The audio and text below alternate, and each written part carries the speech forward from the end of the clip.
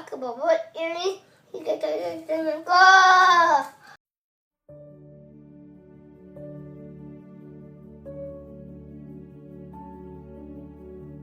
Yang uniknya, Matthew itu nggak pernah saya ajarin membaca.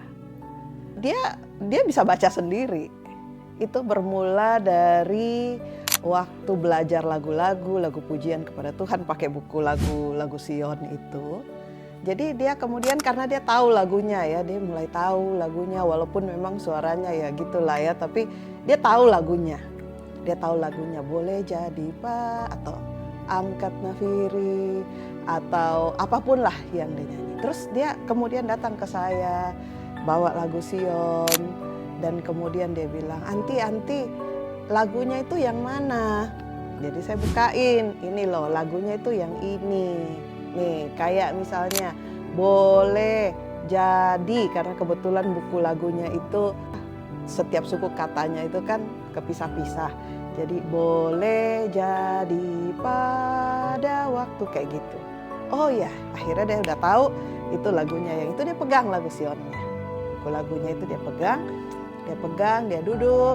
Jadi siang malam, dia kemudian biasanya siang malam itu suka konser, nyanyi banyak gitu ya. Walaupun dia belum bisa baca waktu itu, tapi dia sok-sokan aja tahu baca gitu. Terus sambil jarinya itu boleh jadi, walaupun waktu saya lihat awalnya ya di mana suku katanya jarinya kemana gitu lah ya. Tapi dia kemudian boleh, dia mulai nyanyi seolah tahu baca seperti itu. Ya seterusnya, dan setelah itu saya udah nggak perhatiin.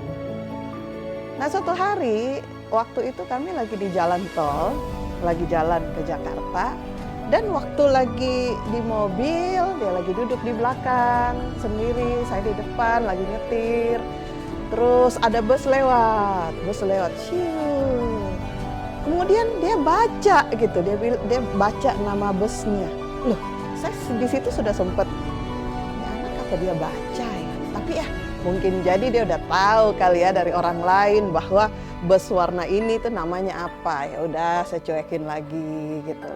Kemudian waktu kita mulai masuk ke tengah kota Jakarta kan banyak tuh toko-toko dengan plang-plang toko, nama tokonya apa. Lagi saya nyetir terus tahu-tahu dia ngomong gitu loh. Dia baca, Toko Sinar Jaya, dia baca. Nah pada saat itu langsung saya kaget loh. Ini anak bisa baca. Saya balik ke belakang, coba Matthew, baca tuh. Dan dia baca gitu loh. Jadi sejak saat itulah saya tahu ternyata dia udah bisa baca. Dan yang menariknya, uniknya, dan ini ajaibnya, saya nggak pernah ngajarin dia M-A-M-A, P-A-P-A, nggak pernah sama sekali. Hanya satu-satunya yang saya ajarin buat dia waktu itu, yang jadi model dia untuk membaca sebetulnya karena dia tahu lagu, dia cocok-cocokin suku katanya sendiri dengan jarinya. Dan to be honest, dengan pertolongan Tuhan, dia kemudian bisa membaca. Dan sejak dia bisa membaca, Tuhan sepertinya membuka perbendaharaan banyak sekali ilmu. Dia baca, dia suka sekali membaca, segala macam dia baca. Dan terus terang bacaannya ini bukan bacaan yang, dia nggak pernah baca komik. Dia nggak pernah tahu tuh komik-komik, dongeng-dongeng. Dan itu memang saya tidak biasakan. Yang dia baca itu adalah boleh dibilang benar-benar bacaan berbobot punya. Alkitab sudah pasti, ya kan, kalau nyanyi sih udah pasti.